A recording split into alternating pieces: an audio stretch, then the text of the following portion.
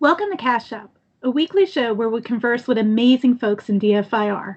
And today I'm so excited to be joined by my dear friend Brian Moran. Brian Moran is currently the digital strategy consultant for Brian Moore Labs. He's been conducting incident response and digital forensics exams for more than 15 years.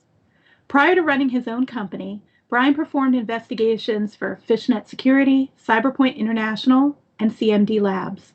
Brian started his digital forensic incident response, data recovery, and mobile forensics career as a digital forensics scientist for the United States Air Force, performing forensic analysis both while deployed and in garrison.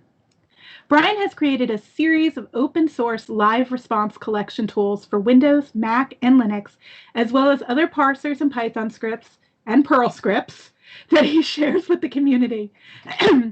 These tools are shared via his Brian Moore Labs website, which also hosts his blog where he shares his learnings. In addition to his blog, Brian regularly shares in conference presentations. He's spoken at the SANS Dfir Summits, OSDFCon, Magnet User Virtual Summits, both the user and the virtual summits, BloomCon, B-Sides Charm, and B-Sides Rally.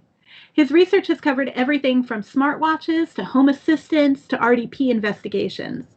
I was beyond honored to get to work with Brian on our Alexa forensics research in 2017, and I'm looking forward to his RDP presentation at OSDFCon tomorrow. During 2020, Brian has shared his combination of humor and DFIR knowledge to provide commentary for CTFs at both the 2020 SANS CTI Summit and with David Cowan and Matt Sayer at the Magnet Virtual Summit CTF. Brian's also the lead motivator of the hashtag Dfir movement, advocating for the fitness and wellness of the community and continuing to find ways to combine fitness with charity events. Brian is known to work out in a T-Rex costume to motivate others. Brian purportedly has the best advice on fitness, rum, $100 pizzas, hackaroke, shenanigans, and all things zebra.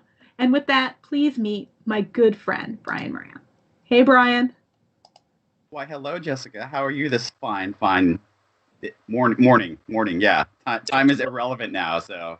Irrelevant. Location is irrelevant. Welcome to 2020. Yeah. Thanks so much for coming on. And the first thing I want to mention, now that everyone can see your background, is that Brian literally just made this meme because he is definitely the forensics meme master. And if anyone can't read that, it says, get a brain Moran, but they misspelled brain, so it says, get a Brian Moran. Which is move to the side a little bit there. There we go. And he put a Magnet Forensics shirt on the gentleman who can't spell, so thanks. Yeah, of course. I have to get that free marketing in there. So yeah, so I'll go ahead and just send that invoice directly to Magnet, and we'll see what happens with that. I believe that there's a circular file for that.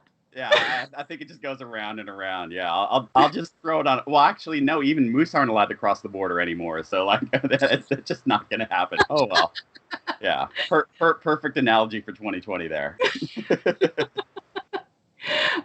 So thank you so much for joining us today. And I just spoke a little bit about your background and who you are. And you have such an interesting story about how you got into DFIR. Would you mind sharing that with everyone? Yeah, sure. So let's go back to, I guess the summer of 1998 when I graduated high school. My whole goal in life was to be a meteorologist. Like, that's all I wanted to do. And honestly, that's really still all I really truly want to do. Like, this whole forensics thing is kind of just a side hustle to eventually get to meteorology, if that ever happens. But yeah, so I ended up joining the Air Force kind of accidentally. I got in the wrong line returning a video at Blockbuster. For all of you who don't know what Blockbuster is, so we have a company called Netflix, which like streams a lot of content on demand for you. And we have these little discs that are called DVDs, which you very rarely see anymore. So back before all of that happened, there was this amazing place called Blockbuster, which had a big yellow sign, and like you could get popcorn and stuff and actually rent movies there. So I was renting a movie. I was actually kind and rewound it, but I just got in the wrong line. It was the first thing in my head. I got in the wrong line and I accidentally joined the Air Force, and they got thrown into this intelligence thing. So did that for a couple of years.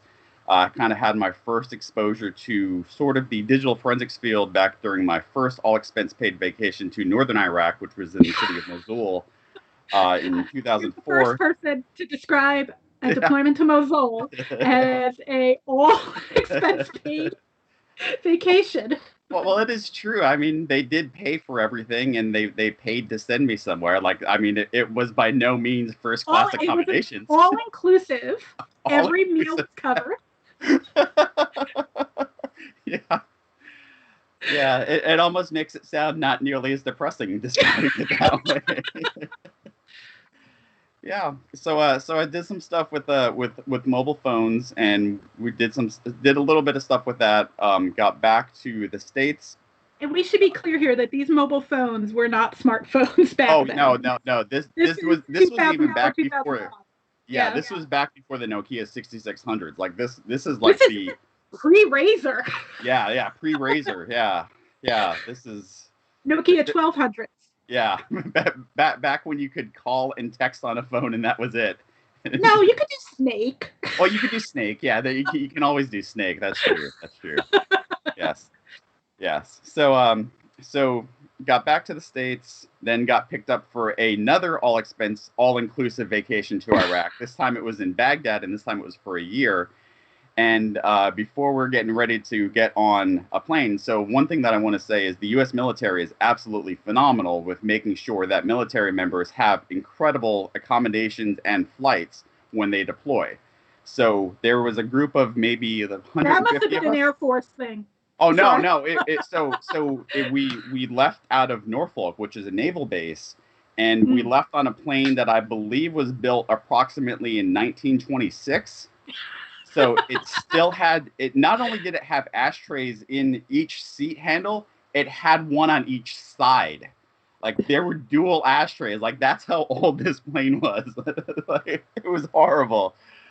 So before we get on the plane, I was playing Tiger Woods Golf on my laptop with an Xbox 360 controller, which at the time was just a USB connection. There was nothing special about it. Like as long as you had the driver installed, you could use that as a controller, and it was a phenomenal game controller. So we get over to Iraq, and they're like, "Oh, you're going to do this stuff with all this stuff," and like, "Well, we need somebody to do this thing called computer forensics." It's like, well, Brian knows all about computers, so we're just going to have him do that. So I had no idea what I was doing. I was like, I guess like pictures and stuff are kind of important, so kind of started from there, and was there for about no training. So you started doing analysis with zero training. I want people to understand that. Pictures might be important. Yeah. Videos might be important. Yeah, I think the training consisted of playing Splinter Cell on Xbox a couple of times. Like that's literally about the extent of the training that I had. So after about being there for a month, the Army signed some kind of contract and started bringing like DocX contractors in, which I have come to find out later. Like actually, I think 2 years ago at a bar in Austin, that Phil Hagen and Rob Lee were both part of that initial program, which I had and I've known Rob and Phil for a considerable length of time, and I had no idea until it just randomly came up in the bar that they were part of this original thing. It's like, oh, like I've been working with y'all for even longer than I thought. Like this is amazing.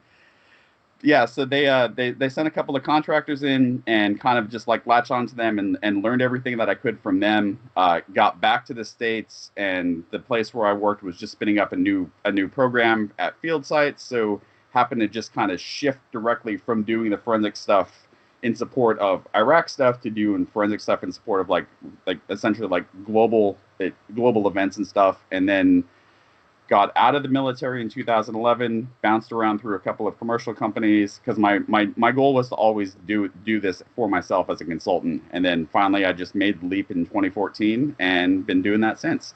So it's like education is important, training is important, all of that's important, but a lot of it is kind of just being in the right spot at the right time, but also keeping your mind open to possibilities because you truly never know what's going to happen. I think that's such a true statement. I mean, I'm sure our listeners across this is the 25th episode, have noticed that a lot of examiners have become forensics examiners without knowing that's what they want to do. But that's the case with those of us who have been in the field for 15 years. When it comes to folks who have been in the field for 2 years, 3 years, they tend to have known and grew up knowing what digital forensics was as a science and as a discipline, and actually wanted to go into that, much like how you still want to be a meteorologist, which is something I just learned new today. As long as we've known each other, I didn't know that. Weather maps are coming.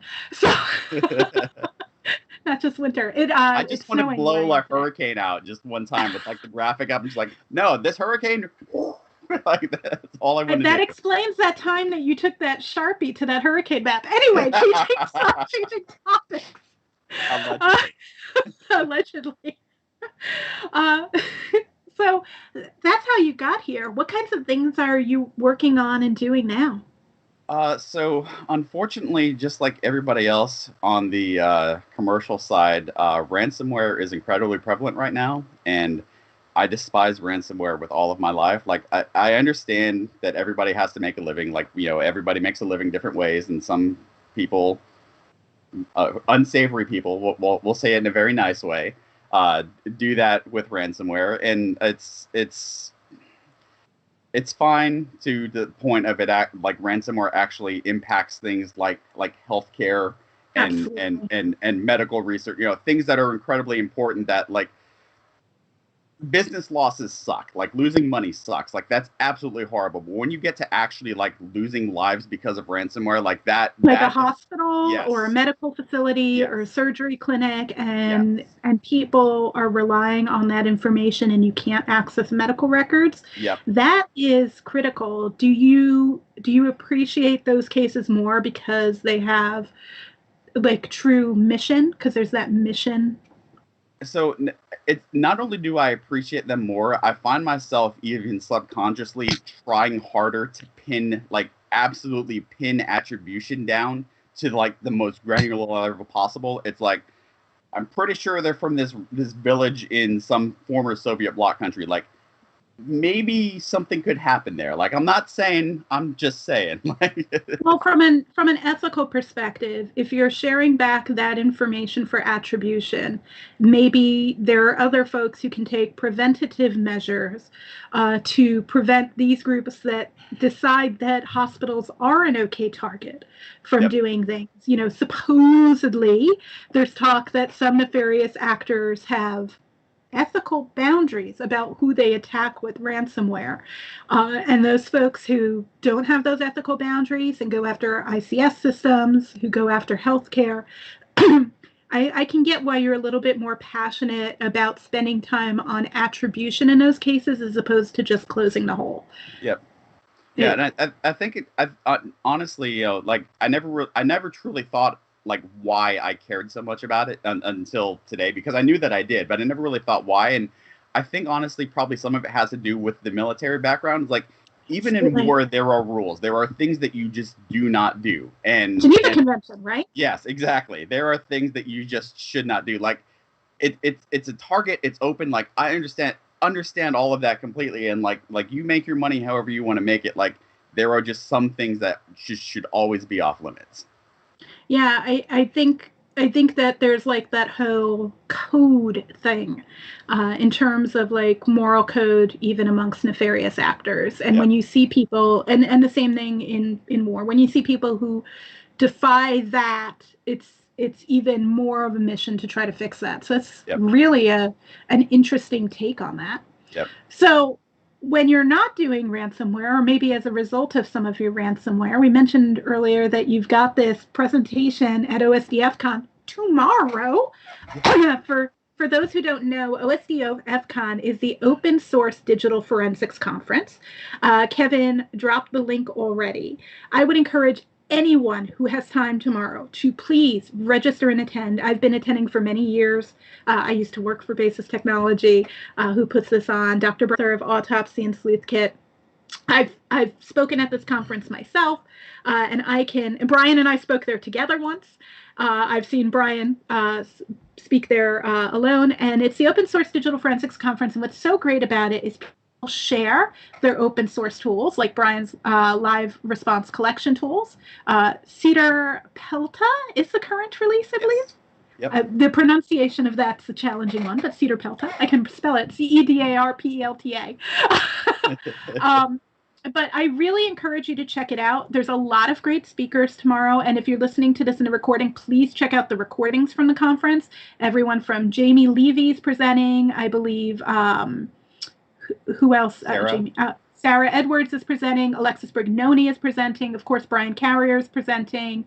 Harlan, I think. Harlan Carvey's presenting. He is presenting. I'm trying to remember. And the Brian Moran, who we are speaking to. So it's super star-studded, and one of the cool things is everything that's presented is open source, so you can take that information and go back and use it in your exams. And one of the things I love is that there's also lightning talks about things that people are currently working on, so you can learn about research and maybe team up. It's something that's been missing from the conference circuit in real person. One thing I'm missing is meeting people and teaming up on projects. That's how Brian and I wound up doing our Alexa research, right? You team up, you start talking to people, you find out that they have a skill set that's complementary to yours, and you embark on new research together and do something that never could be done.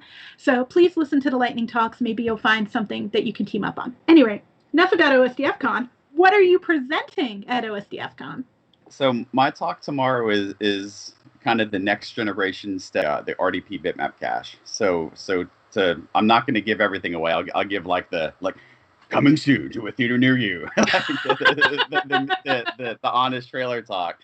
So when you make when traditionally on Windows systems, when you RDP from one system to another, the system that the RDP connection originated from will usually store screenshots of the RDP sessions. It will capture the screenshots and we'll break them up into little tiles, little bitmap tiles.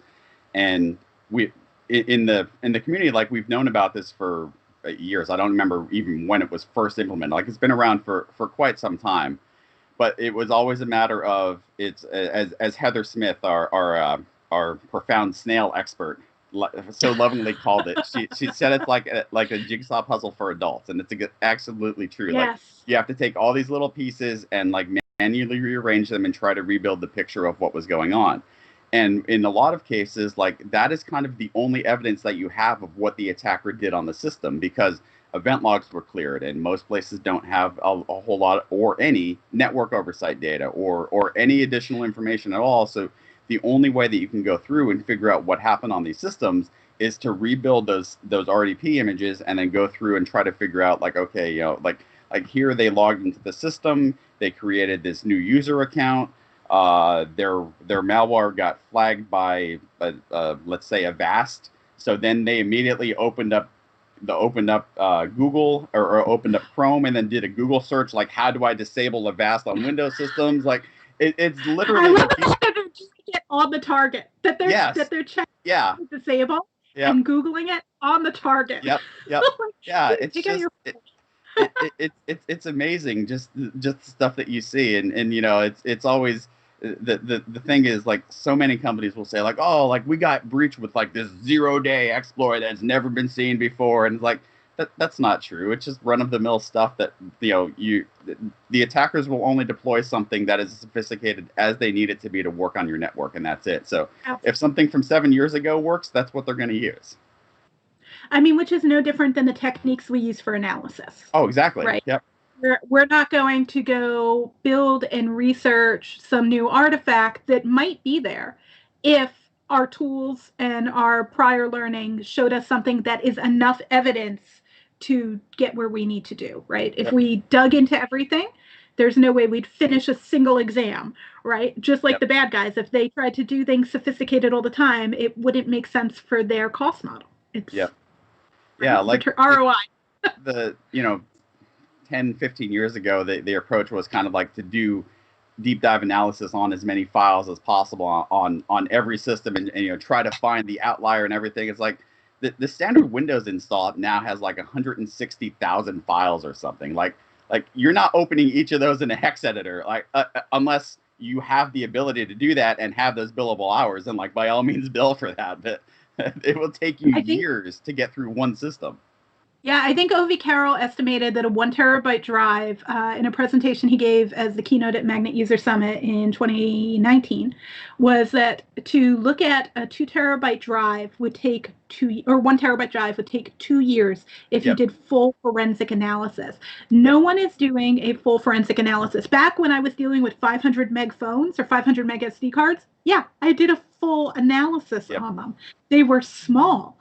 But now it wouldn't make sense. It isn't logical, right? You've got to maintain using and with the Eric Zimmerman stuff and what Kevin and Eric are teaching in SANS 4498, the whole concept is 80% of the evidence is in 20% of the files. So knowing where to go and get that right evidence and target the right things to collect becomes really critical. You don't need the whole 2 TB. Yep. But you do want your RDP sessions. Yep. You do want your event logs. There are certain areas that you need, but there are things you just don't. Shell bags, link files, prefetch. Like, we know what we need. We know what we use in our examinations. And if we can get there, and that can tell us where else to collect, depending on your environment and what your collection and strategies are, and what you're allowed to legally do, of course. All those caveats. Legal. Always just keep it legal. Always involve legal. Yep. Keep it legal. Quote of the day for Brian Moran. The thing you'd least expect to hear from Brian, if you know. But Brian has funnigans while keeping it legal. That's the boundary.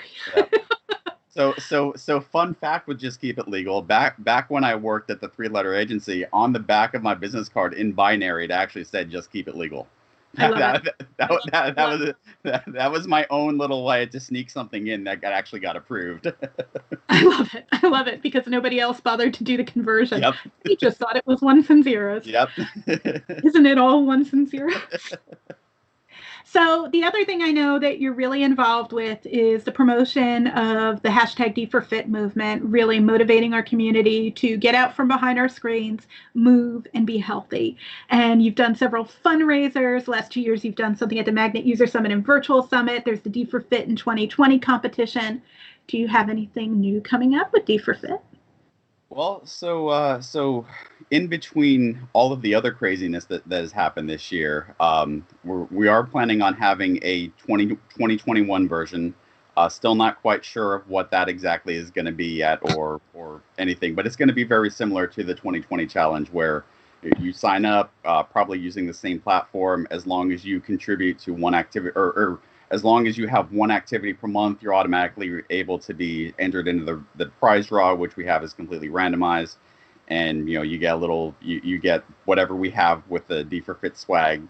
We'll give that away as part of that, just as like a little extra motivation to try to keep people active and going. And and it's like in a perfect world, would be able to set aside an hour for work, an hour for exercise, an hour for all of that. And one thing that 2020 has definitely brought out is like the whole work from home thing has drastically changed. The travel has drastically dropped. But like, I honestly feel like we're all working more, even though we're working from home. I think we're busier. And you know what, Brian, you and I have worked from home for a while. Yep. You run your business out of your home. I'm a remote employee for my company. And one of the things I've noticed is when we were the sole people in industry who were working from home, those of us, there was still a lot of 9-to-5-ness about regular business. Yep. And I would set emails, like if I drafted something into me email because I happen to be working, because it is easier to work outside hours when you do work from home, mm-hmm. I would time the email to go out at 8 a.m. the next day. It's not to... now when we suddenly had, out of nowhere, everyone in the world went to work from home and travel ceased, 2 things happened. One, people who were not used to work from home and knew that everybody else was working from home went to using different hours, which is great, especially if they needed to because of their caretakers or because other people are in their home. It's amazing. But what happened is there was a lot of communication outside of that normal 9-to-5 that caused people to start to inadvertently work more. Yep. And it's very easy to become a workaholic at home. I think back in the day, people thought people who work from home scam. And I think everyone in the world has learned that when you work from home, you actually do a lot more because you continue to work past, you work through what would have been your commute, you catch emails late at night. It's so easy to go test something. And in the global world we work in, those of us who traveled globally, as Brian and I have, what happens is those relationships and communications, it's so easy now to go, oh, yeah, I'll set a meeting at 4 a.m. my time or 11 p.m. my time, but then you still do your regular day. So I find that a lot of us are just, oh, I can work 3 different time zones and have a meeting in Europe, North America, and Singapore in the same day. I've done it. I'm guilty of it. Yep. And I think we all, when you're mentioning Dfir Fit, Dfir Fit forces us to take a stop and find that moment for us and do the physical fitness. Brian turned me on to the Peloton app yesterday. And I will tell you that this morning, like you can't, it's hard to sometimes find an hour, but there's like 5-minute and 10-minute things in there. And I did something for 5 minutes because that's what I had this morning. Yep. And I just love that you're doing it and the way you've motivated people and the way that things have changed. Like when you, Catherine, and I were working on the Dfir Fit in 2020 program last year in November and December. Yep. We were the 3 of us were working together. Just December. We put that together in 8 days. We did just put it together in 8 days. And we were going back and forth and sharing a lot of stuff. But this was pre-COVID. Yep. So, we made the race. What did you make the race from? From the Magnet User Summit to the SANS Dfir Summit was the original race. Yep. And then we were going to connect it up to Vegas.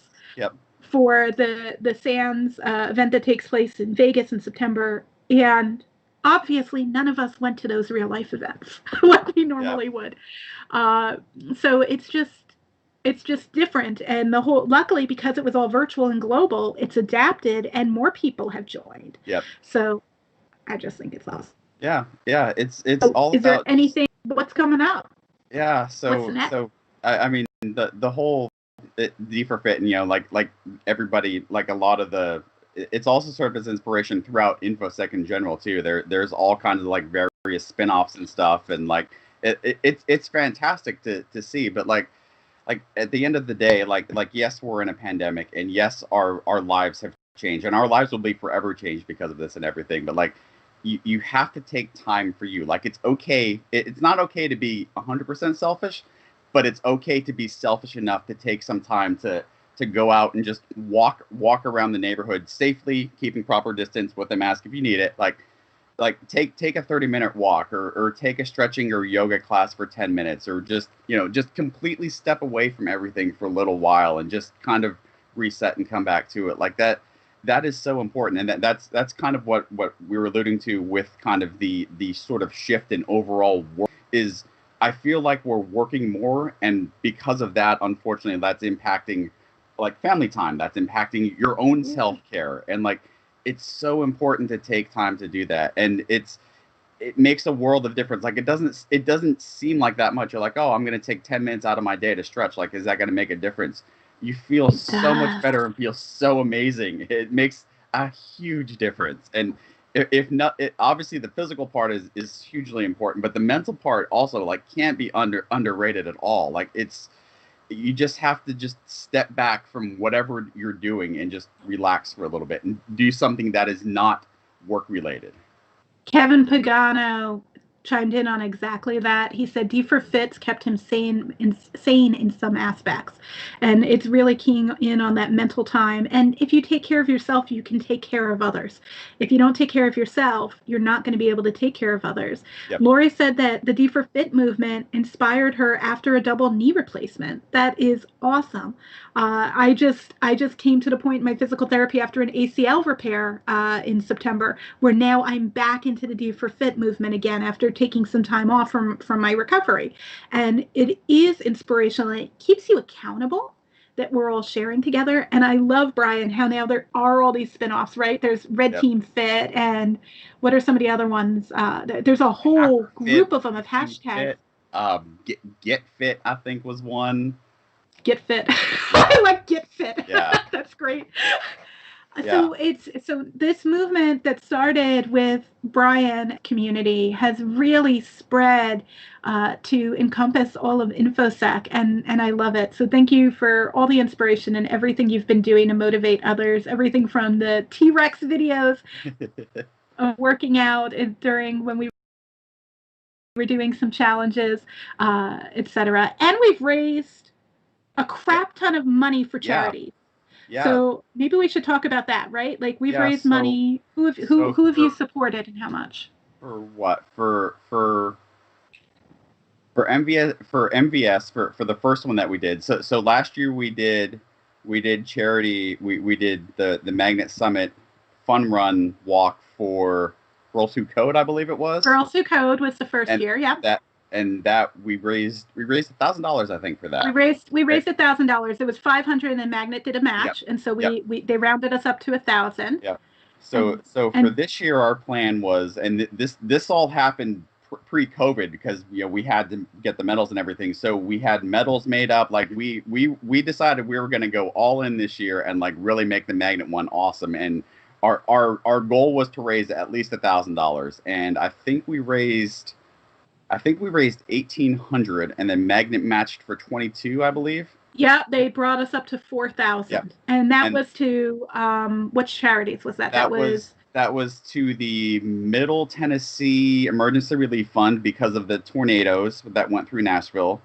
That was to I Play Like a Girl, which is a Nashville-based STEM/education outreach for. And they are across the whole U.S. Yep. They happen to be located in Nashville, Tennessee, but they're not just for girls in Nashville.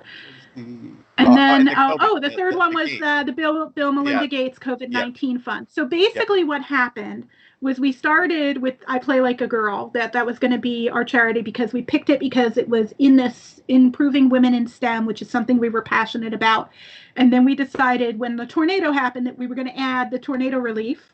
And then when COVID happened, we added the COVID relief, and cumulatively across all three orgs, 4,000. Yep. And then we've done some other fundraisers. There's the Bletchley, Catherine and you headed up the Bletchley Park fundraiser, where we're getting bricks for veterans at Bletchley Park who do not have bricks there, and the verge of no longer being open. Yep. So that was part of this fundraiser. That was 20. And that was all Dfir. I think our final number for that was 20 bricks. So at 120 pounds, that's 3,000 pounds, which we were able to raise for that. Which with the British metric, I think that's like $75 trillion. I think it's about that. So I think we're at about 9,000 US total in that, and then sometimes we do spurn things. So it wasn't exactly Dfir Fit, but on Halloween. It was Dfir Fit-ish, because I did do a dance, but Brian said that I dressed as Ian Coldwater, and they are a very large Kubernetes InfoSec professional, and so I dressed as them for Halloween, and Brian put out a challenge to get me to do a goose dance dressed as Ian Coldwater if people would donate to charity, and we raised another about $500 for I Play Like a Girl. It was more than 500. It was more than that, yeah. Because then we made a new challenge after that for Brian doing some stuff in his T-Rex costume, some dance fitness. So which is still open, by the way. I mean, if people want to donate, like I'm never going to say no to raising money for a good cause. So that is true. Donate, yeah. And I did put up that I would do $100 match if you hit your 10 donors, and I think we were at 6 when we closed. So if 4 people want to donate to I Play Like a Girl at least $10, I'll give another 100 to I Play Like a Girl, and Brian will, in his motivated T-Rex costume, go ahead and do the goose dance. The goose dance is from the Goose GIF. So now we're raising money. So please, if you do that, just tweet it and tag us tweet your receipt and tag us. You can block out your credit card number, just so that we can see that donation's made. And if we get 4 more, I'll give another 100 to I Play Like a Girl. You know, is there anything that is more on point for 2020 than Brian dressed as a T-Rex doing a goose dance for charity? Like, I mean, the only thing we're missing is with a dumpster fire in the background, and I think we got it all covered. Like, pretty much so. So let's get back to something else.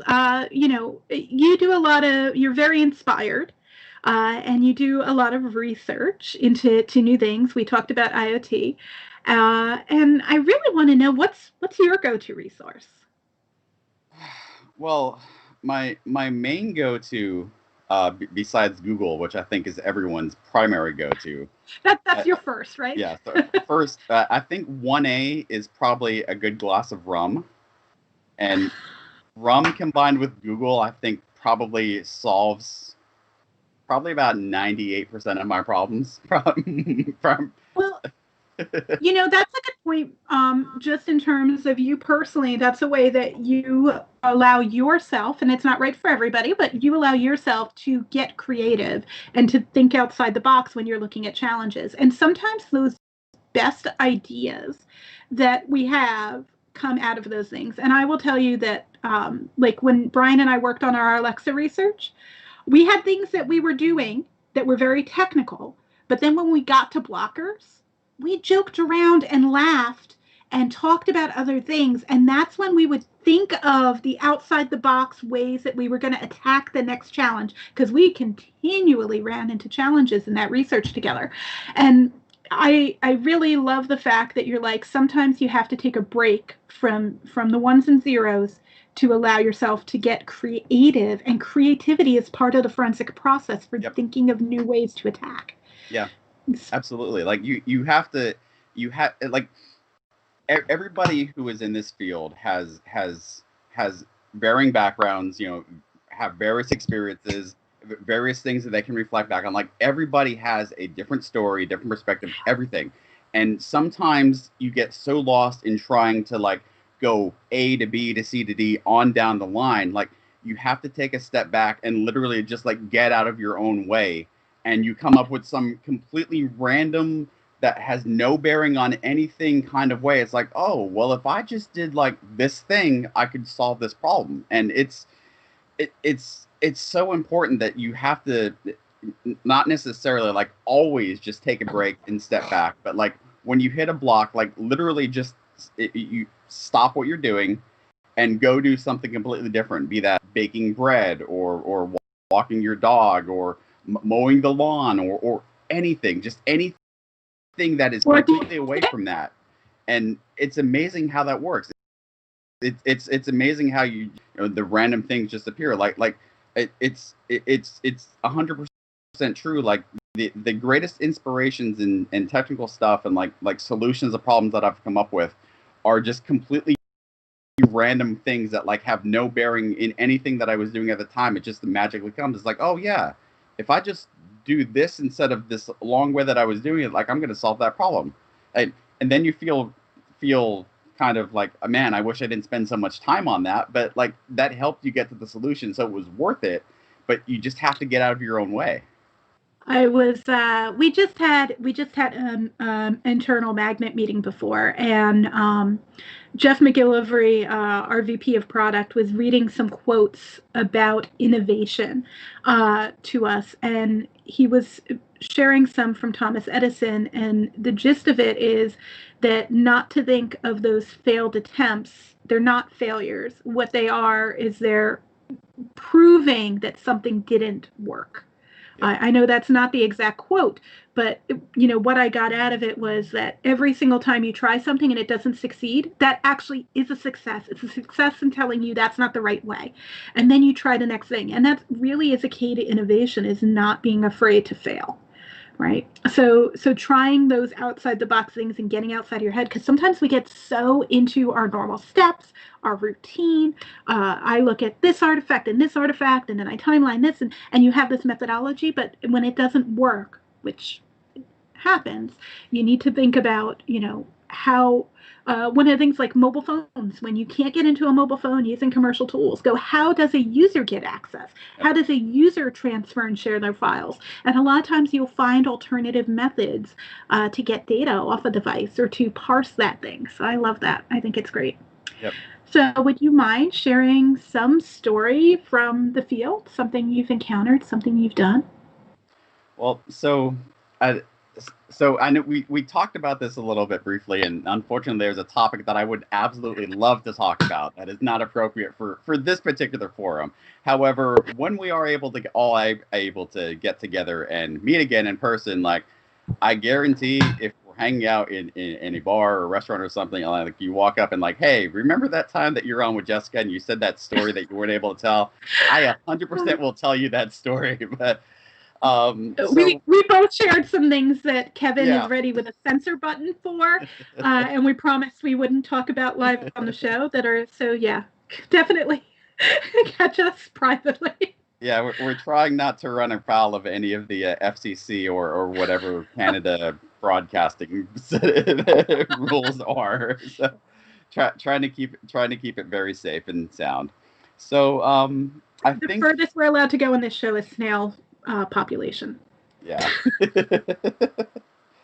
So one of the things that I have always found interesting is when you respond on the commercial side, even on the government side, like every case is different, every case is unique. Even if it's the exact same stuff that was deployed by the exact same actor, like every case is unique. Everything has different, little idiosyncrasies about it, and just very interesting things that, like, oh, this is really, really cool. So one of the things that has always stuck with me is the question of, like, well, what's the worst thing that you've ever seen? It's like, well, first of all, what do you think of as the worst thing? Because I've got a whole laundry. Like, I was in Iraq a couple of times. Like, I've got a whole list of the worst things that you've seen. So they're like, well, what's the worst thing that you've seen from a security perspective? And unfortunately, Okay, that's a very different question. I'm much more comfortable with that. Yes. So I always go back to this one, and I won't name names. I won't say anything like that. But this person immediately knows where I'm going with the story. So there is a certain commercial firewall product, and if you configure it in the right way, generally it's going to work well. However, if you configure it in wrong ways, it essentially just becomes a box that is plugged in and drawing power, and that's literally the extent of how well it's going to protect your stuff. So I'm sure that some people are familiar with firewall rules, and when you have a firewall rule of any, that is typically like the ultimate holy grail of, like, that will essentially let anything pass. Well, for whatever reason, this particular one was created with 3 any's. So it was an any firewall rule. So just in case it wasn't able to get through the first 2, they threw one more on there just to make sure that it would actually work. And as I have come to find out through this was real. So as I've come to find out from later on talking with others in the field who will also remain nameless to protect themselves and their identities, apparently this firewall can be configured with as many as 5 any's. So it begs the question, like, why would you even have a product where you can literally disable it so badly that you have to have the ability to give it like 5? Like any is bad enough, and that should be where the line is drawn. Like, we're gonna throw 1 on there for good measure, but like then throw another 2. Like, So that is the worst thing that I've ever seen. That's a get a brain moron. Yeah. That's this dude behind me. Although to be fair, the guy behind me, he's obviously knows something, because somehow he got a magnet forensic shirt, so he's doing something right. I think the Brian Moran gave it to him. Also, that's entirely possible. Yeah. So that is my story from, like, what is the worst thing that I've seen security wise. I think Wow. One of the things that I've done, that the cases that I've worked, that has kind of brought me the most satisfaction and like a tip of the hat is we worked a case with a company several years ago, which ended up being a huge international investigation. And it was actually the what I talked about 2 years ago, I believe it was, at the threat hunting summit in New Orleans, where we did the investigation, everything like that. Is The the ABCs of attackers? IOC, What's that that? one? ABCs of IOC? Yes, Was that yeah, that yeah. presentation? Or, Just if or anybody wants to look it up. IOC 123 or whatever, IOC whatever. 123, something Yeah, like that. Yeah. whatever the clever title was, because I tried to come up with fairly clever titles that are sort of unique. So that particular one was the Oh, it was first. easy as IOC 123. I think that's it. Yeah, Something like that. Sorry. yeah. No If you worries, want no to worries. find it. If you Now want to I'm trying find to it. remember what the actual title was, but like now I'm getting sidetracked with that. But Sorry. so on that particular case, um, it's the first time, and since then, like it's become very prevalent. But it's the first time that I actually saw in the wild an attacker use a methodology that I had known about for years, that was never actually seen ever before in public. Like, it's always talked about as like, hey, this is a possibility, but I'd never actually seen it until this particular instance. And when I found it, like, I immediately knew what it was. Like, I immediately knew how to fix it. Immediately, like, okay, like, we're gonna have to reboot the entire infrastructure. Like, everything's gonna have to come down. Like, let's do some kind of like timed outage thing.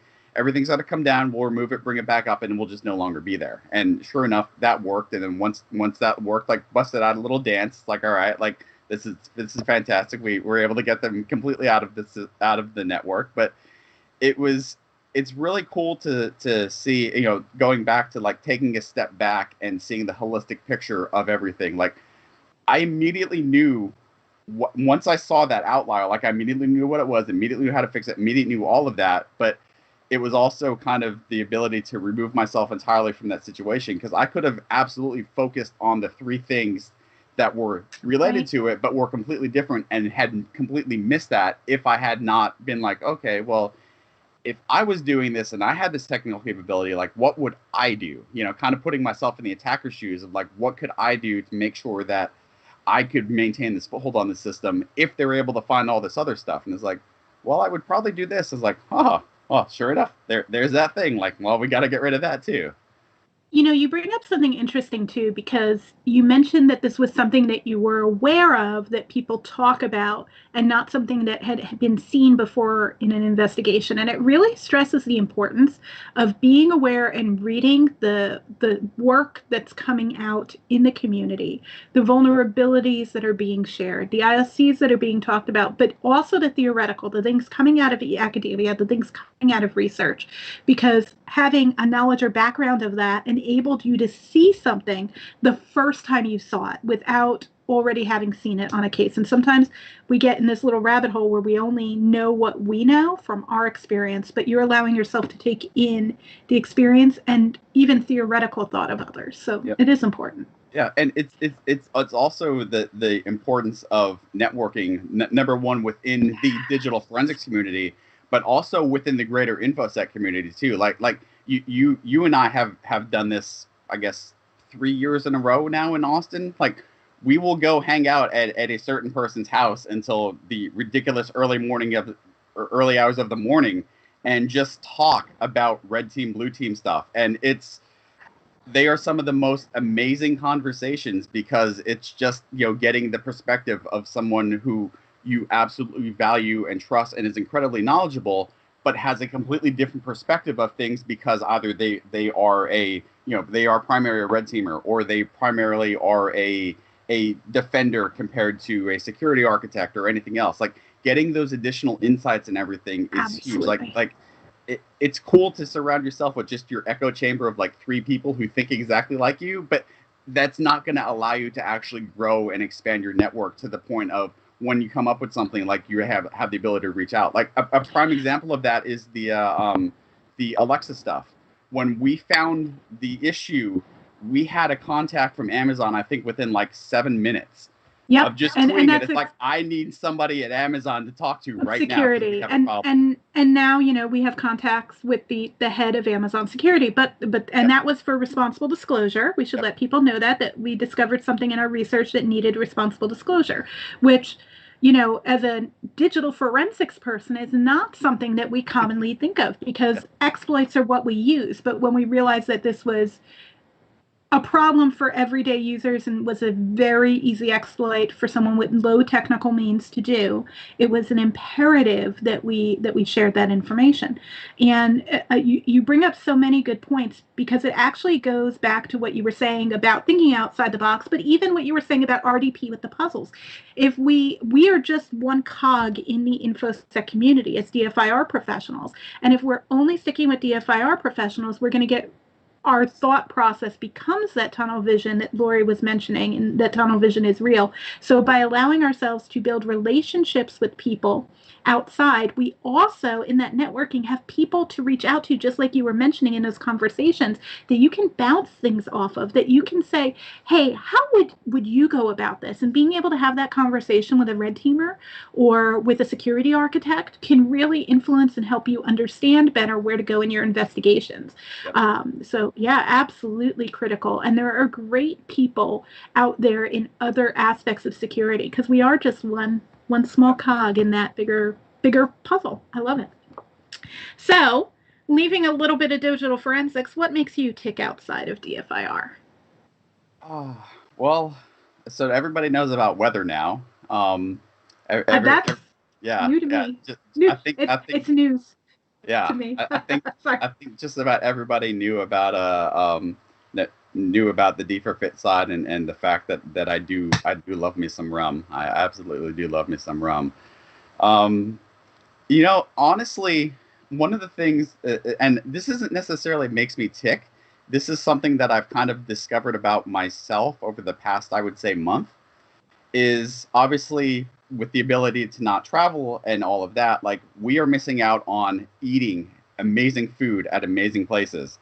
Yes. So that's where I'm going with this, is I found a website called Goldbelly, which is by no means like trying to advertise for them or anything, but we have no sponsors. Yeah, we have no sponsors. Goldbelly. However, if you want to send me some free stuff, by all means, send it to me. I will not say no. A PR kit from Goldbelly will not be dissuaded by, will not be turned down by Brian Moran. I got it. Yeah, but they have restaurants from all over the United States. I don't think it's the world. I think it's all over the United States, and you can order stuff. So like you can order deep dish pizzas and po' boys from New Orleans, and cakes and pies and all sorts of stuff, and actually Terry Black's. So some barbecue turkey from Terry Black's is arriving Thursday. Like, I don't know, which is right near where we go for the Dfir Summit. So you can get a taste of the conference. And I know there's been some folks who have done this. So traditionally, the night before the Dfir Summit, for example, we all eat tacos. And the night before the Dfir Summit, some of the people who go every year were posting pictures of the tacos they were eating as they prepared for the Dfir Summit the next day. And I really think you bring up a good point that our connection to food can help bring us to those other places that we travel and love that we're not doing right now. So, and it's helping small businesses. So that Goldbelly thing's pretty cool. It is pricey. Yeah. I will warn people, it is pricey because you're paying for delivery from anywhere in the country. But man, if there's something you've been having a hankering for and you want to support that small business that you do every single time you travel to that city that you go to often, why not? Yeah, I would love to see them expand to even more, like small, like, regional restaurants and stuff, because most of them are places that are like nationally known and stuff like that, like Gino's East from Chicago, for example, like they're on there, Carlo's Bakery from, I think, New Jersey, but it's like, I'm not trying to take any money away from small businesses and local businesses and everything like that, but like. I've been craving Terry Black since July. Like, I can't wait to get that turkey. Sarah says to send you all the dough bar donuts. Yes, also send me those. Yes, yeah. So it's. And Kevin mentions that your sneakers are always on point, which is true. That's true. You typically have some of the nicest sneakers, and I've seen you giving sneaker recommendations to other folks in the Dfir Fit movement as well on Twitter. So if there's a man who knows his running shoes and his sneaks, and both stylish and for function, you should really turn to Brian. I should have added that to that interlude of things you know about. Yeah. So as we get ready to wrap up, sorry, go ahead. Oh no, I guess so. There apparently there's all sorts of interesting things about me that I'm not really aware of. So that's cool. You are a fascinating person. It's why I'm so happy to have you on the show, and it's why you're one of my very good friends. I just love hanging out with you. And I think something that would be neat, especially with your perspective, obviously your path into digital forensics was unique and accidental, starting with the wrong line at Blockbuster and playing video games on your way to Mosul. But what advice would you give nowadays to someone who's looking to get started in DFIR? Probably the most important thing is to not necessarily a network of close friends, a network of contacts and people who you respect their opinions on and value their thoughts and feelings. Like find people who you personally think are fascinating and follow them on Twitter or LinkedIn or I guess those are probably pretty much the main two. Like I don't think there's much good info stuff on things like Facebook, but just do that. Like learn to build up like the sense of community and learn from people who are knowledgeable. And there are some absolutely horrible human beings in every career field. Like that, unfortunately, that's just part of who we are as human beings. But there are those very few bad apples are far outweighed by the number of amazing, fantastic people who will always take time to reach out and try to help and assist whenever they can. And we're all busy and all have different things. So like, don't be disappointed if you reach out to somebody and like they don't get back to you immediately. Like sometimes it takes a couple of days. Sometimes it could even take like a week or two. But I promise that like anytime somebody reaches out to me, and don't be afraid to nudge. Don't be afraid to nudge as a Yep. reminder, because you don't know if somebody's on a really high impact case for 3 days and that's why they didn't respond. That happens in our field. Yep. And tag them in a couple of days and say, hey, did you have time to look at this, or do you have that moment now, or can you look at this thing? Because it does happen, but seriously, reach out. In addition to Twitter and LinkedIn, I'd say the other place would be the Digital Forensics Discord server. So that's a Discord's a good place to have those connections. You can send one-on-one messages as well. But really, really, really great advice about the importance of building those contacts so you can ask those questions of. I will say, make sure you've done your stuff first. There's a difference between trying to build up contacts and trying to answer a question on the quiz for chapter 9 in your assignment. Like those are very different things. There's a difference between I'm researching this thing and I ran into this thing and I don't understand what it is. Have you seen this before? Yes. And phrasing a question from your university homework into the Reddit channel. That happens. Yes. Oh, I saw that question exactly 3 months ago for last term. Yeah, please stop asking your homework questions here. It happens. Yep. Well, Brian, thank you so much for coming on and sharing all of your wisdom, all of your fun, all of your motivation, and all of your expertise. I encourage everyone to check out tomorrow at the Open Source Digital Forensics Conference, or check it out. I know it's insightful because I've heard some of the stuff that Brian's been researching in RDP, and really, really check it out. Thank you again so much.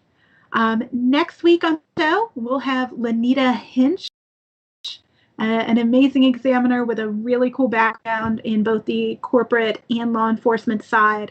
The full schedule is on our site, magnetforensics.com. Cache up for the entire rest of 2020. We were actually out as far as March at the moment. The weekly guests for the rest of the year: Aaron Sparling, Catherine, another Dfir enthusiast, Richard Day, Mary Ellen Kellen, now who about DFIR and other fabulous projects really involved on right as that's going on. And then a fantastic trainer and examiner from law enforcement, Kim Bradley. So we hope to see you next time. Thanks for joining us on Cache App. Have a great day.